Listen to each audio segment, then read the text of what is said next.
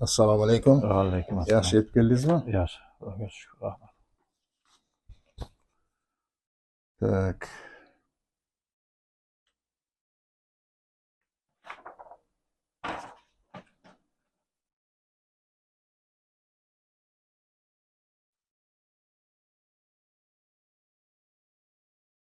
O'zbekiston Respublikasi fuqarosisiz.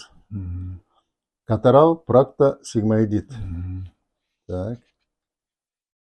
Ko'rikda anal yumgichdan 33 cm sigmasimon ichakda transversa sigma namoz aniqlandi. Ko'rikda ko'rilgan eshaklar shilliq qavati qizargan, qatlamlar o'rtacha, ko'rinish kapillyar qon tomirlari ko'rinishi ayrim joylarda kuchaygan. Qatlamlar oralida sariq tusli shilliq ajratmalar kuzatilyapti. Kontaktda shilliq qavati ta'sirchan. O't qopib halibi ham bor ekan. Taliqa sigma bor. Xo'sh, yana nima? Ularni operatsiya qildilar, hoji aka. Ha.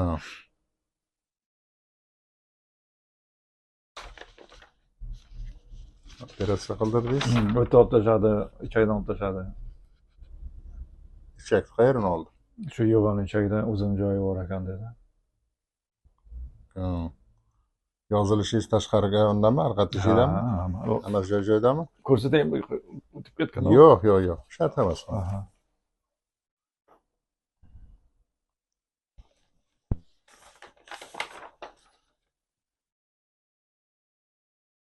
Astroxondroz, protruziya bor ekan. Xo'sh. Qani, endi shikoyatingizni eshitaman.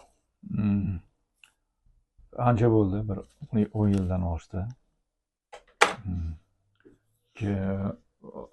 Nimaga ichagim uzun dedi, nima daliqa sigma dedi. Uni operatsiya qilib tashladi. Ancha joylarini, uzun joylarini.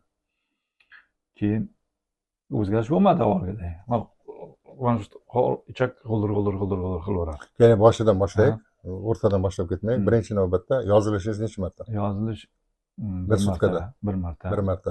Yozilishingizni shakli qanday? Shakli qattiqmi? Qotib qoladi-da, keyin rangi malla, jigar. Malla bashara. To'q jigarmi? Jigarni o'ziga o'xshaganmi? Yo'q, shunaqa malla bir qattiq.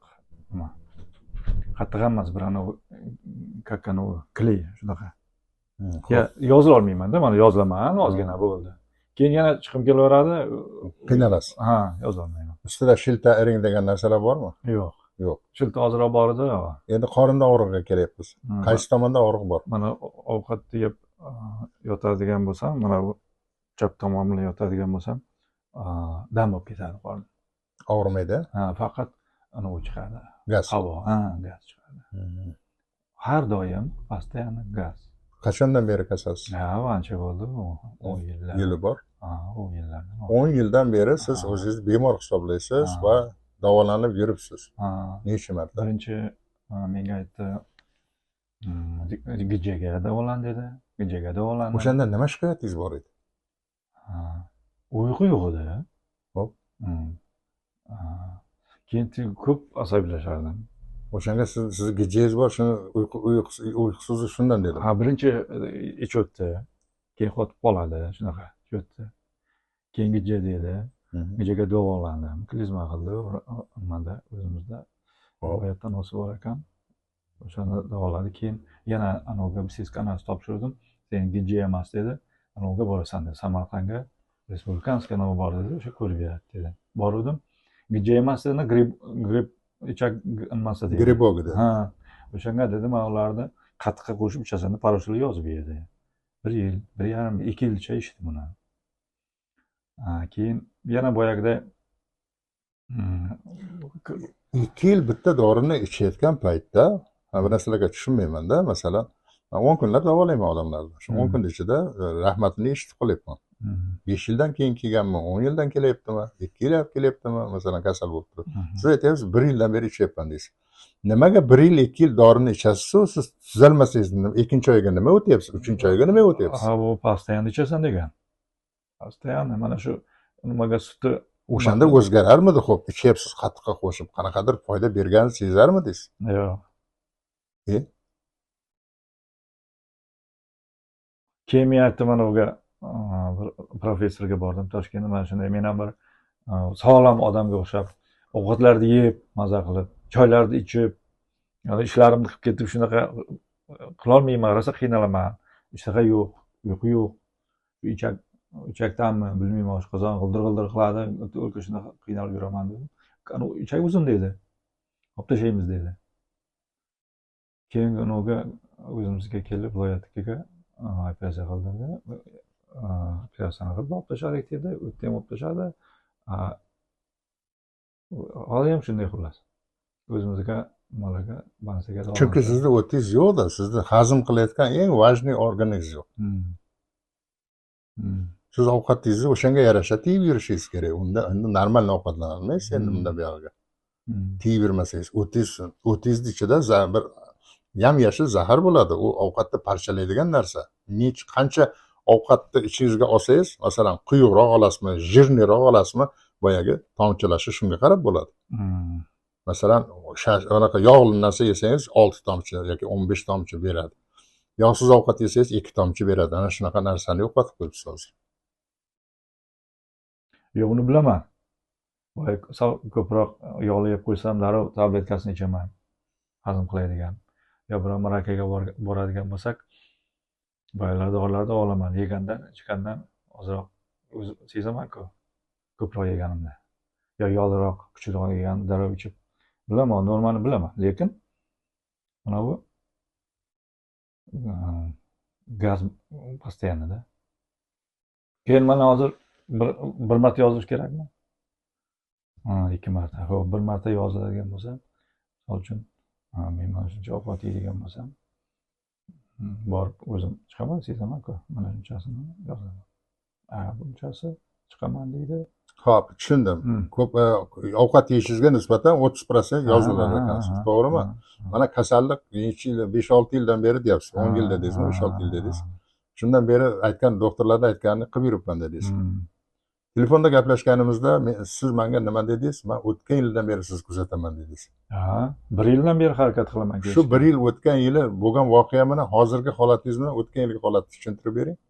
Menga telefon qildingiz o'shanda. Ahvolingiz nima edi? Nima uchun telefon qildingiz? Qay ahvolda edingiz o'shanda? Sababi hozir men roliklarni ko'raman-ku, video rolikda. Ana shu o'ziga kelayotgan kasallar aytgani shikoyatlari menikiga o'xshar ekan. Juda ham o'xshab ketar ekan. Demak, meni shikoyatlarim ovozni pasaytirmasdan gapiring, kameraga meni shikoyatlarim xuddi shunaqa. Demak, meni kasalimni o'sha gaplashdingiz, davolar ekan degan.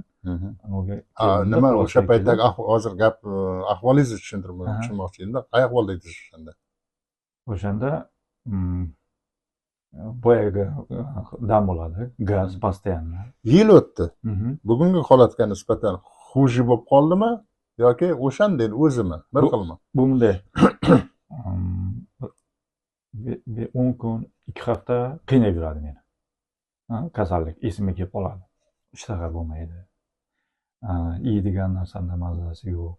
Na choy, na bir narsa ichsangiz umuman maza yo'q. Bosh garang bo'lib, boyagi anaviga videolaringizda aytgansiz-ku, tushkunlikka tushib qoladi yani. O'shanaqa narsaga tushib qolamanda keyin vaqt o'tadi. 10 kun, 2 hafta vaqt o'tadi.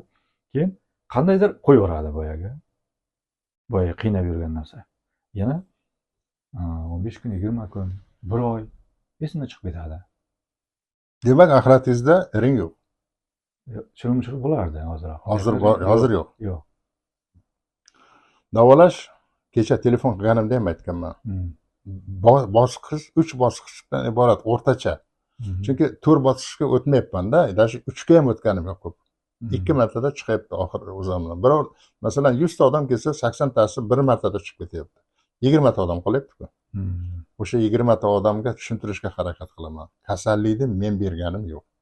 Kasallikni orttirib olgansan, o'sha kasallikni zo'riqtirgan, vaqtingni o'tkazib kelgan ham o'zingsan. Uni mendan talab qilishing noto'g'ri. 10 kunga deb. Kasalligingiz pulga aloqasi yo'q umuman.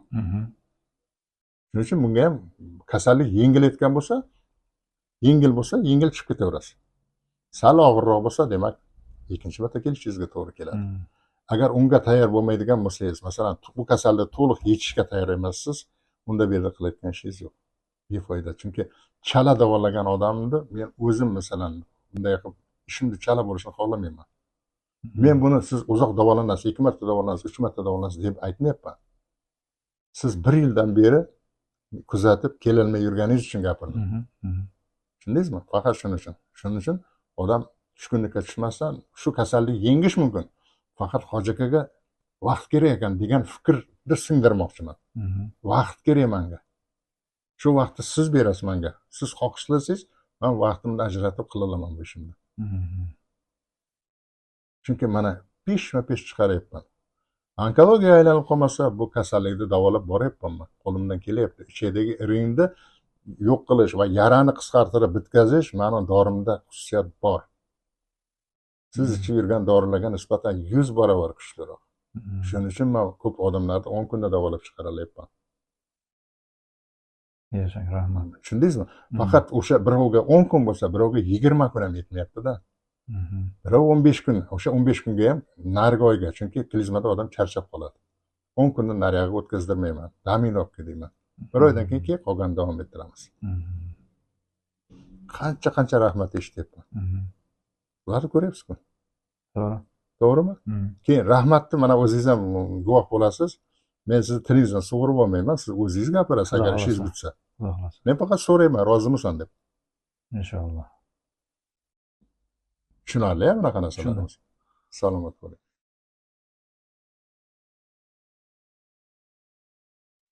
Yaxshi dam oldingizmi? Rahmat. Shikoyatlaringizni boshqatdan aytib yuboring. Kelganingizda nima shikoyat bor edi? Bosh og'rardi. Mana shu qorinda kiniga atrofida og'riq bor edi. Ko'ngillanardi, ishtaha yaxshi emasdi. Yana ichib qotib qolardi. Bir kunda bir marta zo'raki majburlab yozilardim. O'shalar yaxshi bo'ldi, ichim qotgani yaxshi bo'ldi. Ishingiz qotmayapti demoqchisiz-da, to'g'rimi? Birinchisi bosh og'riqchi. Ha, bosh og'riqlar qoldi. Hop, yana 100% bo'lmasa ham bir 70-80% qoldi. Bo'yningizni bemalol qayrilyapsiz. Ha, bo'ynimni yonga qara olmasdim. Mana hozir yonidan o'tib ketyapti. Rahmat. Qo'lingizlar ko'rmasin.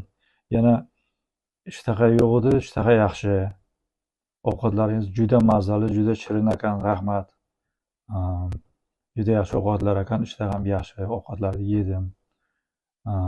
Yana shu qorinda ozroq og'riq bor endi, u ham o'tib ketsa kerak endi o'zimcha shunday o'ylayapman. Bunday bossam og'rirdi, hozir ham shunday. Keyin o'tib ketar. Endi ana sherik bo'lmagan uchun yirikalib o'chiraydi. Iloji yo'q. Ha, yo'q. Mayli, unga men shunisi demayman. Siz xohlab keldingiz, xohlab ketyapsiz. Mana 8 kun vaqt o'tdi. Foyda ko'rgan joyingiz, men bitta asosiy so'rab olay.